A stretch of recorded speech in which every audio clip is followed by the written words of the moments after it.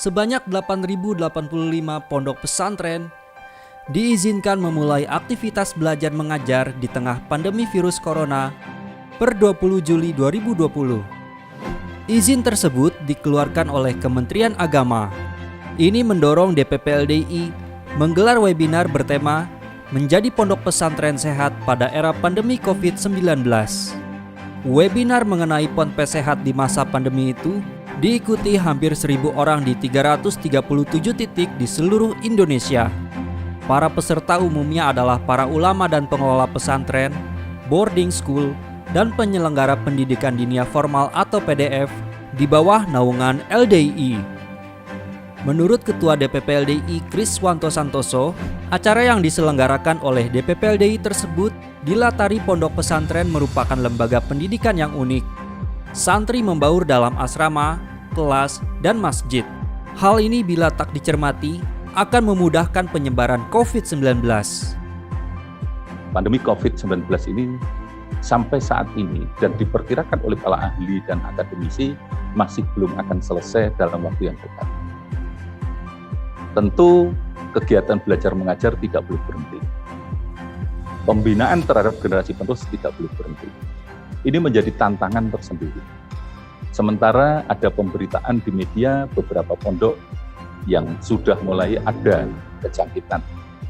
Ini merupakan sebuah keprihatinan yang kita perlu untuk mengantisipasi. Kita sharing pengalaman, sharing bagaimana mengelola pondok agar ada sebuah standar protokol yang jelas sehingga kita ini berikhtiar dalam rangka pondok kita ini supaya sehat di dalam aktivitas walaupun menghadapi masalah pandemi COVID-19 ini.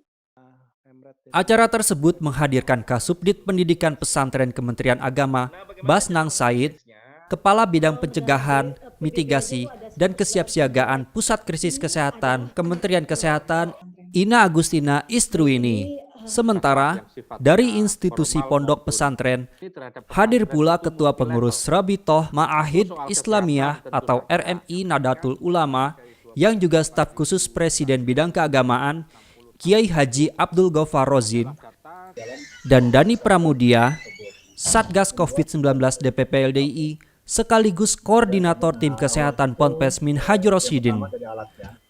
Webinar ini juga menghadirkan peneliti pandemi dari Griffith University Australia, Diki Budiman, dan dipandu moderator redaktur Republika Online, Nasih Nasrullah.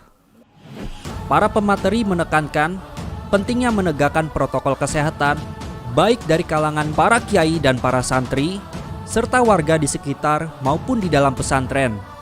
Protokol kesehatan tersebut berakibat pada perubahan kebiasaan di pondok pesantren.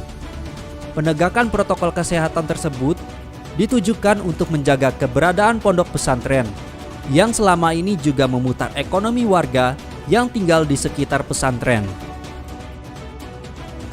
Kami melakukan bridging, melakukan banyak hal supaya kemudian kebutuhan-kebutuhan yang paling dasar itu bisa terpenuhi. Ya, kalaupun sehingga kemudian ketika pesantren buka itu satu, mereka mempunyai satgas, ya. Dua, memahami apa tugasnya satgas, dan yang ketiga, kebutuhan dasar untuk keamanan kesehatan itu terpenuhi. Kita mempunyai jejaring, kita melakukan kerjasama dengan swasta, kita juga mengadvokasi secara aktif terhadap pemerintah. Mengadvokasi di sini kita bisa pahami sebagai mendorong-dorong pemerintah supaya memperlihatkan sebuah kebijakan yang konkret terhadap pesantren. Sementara itu, Basnang Said mengatakan, pemerintah menyediakan dana 2,5 triliun rupiah untuk membantu pesantren yang sudah terdaftar di Kementerian Agama untuk menghadapi COVID-19. Ada bantuan 2,59 triliun. Nah, itu pertama sebenarnya untuk BOP pesantren, biaya operasional pendidikan di pesantren. Pesantren itu terbagi tiga. Pesantren kecil adalah pesantren yang santrinya 500 ke bawah. Pesantren sedang adalah pesantren yang santrinya 500 sampai 1.500. kemudian pesantren besar itu jumlah santrinya 1.500 ke atas. Dalam kesempatan tersebut, Diki Budiman, peneliti wabah penyakit, dan Ina Agustina Istruini mengingatkan, tak satupun wilayah atau manusia yang bisa bebas dari virus. Perilaku pribadi dengan mengadopsi gaya hidup normal baru yang dianjurkan dalam protokol kesehatan dapat melindungi seseorang dari wabah.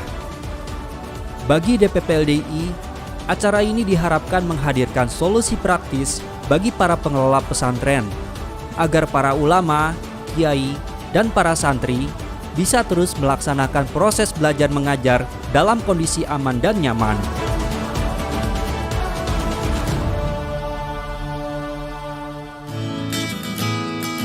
Alhamdulillahi jazakumullahu khairah telah menonton video ini. Jangan lupa klik tombol subscribe untuk menunjukkan dukungan ke channel LDI TV dan klik tombol lonceng untuk mendapatkan update video terbaru. Wassalamualaikum warahmatullahi wabarakatuh.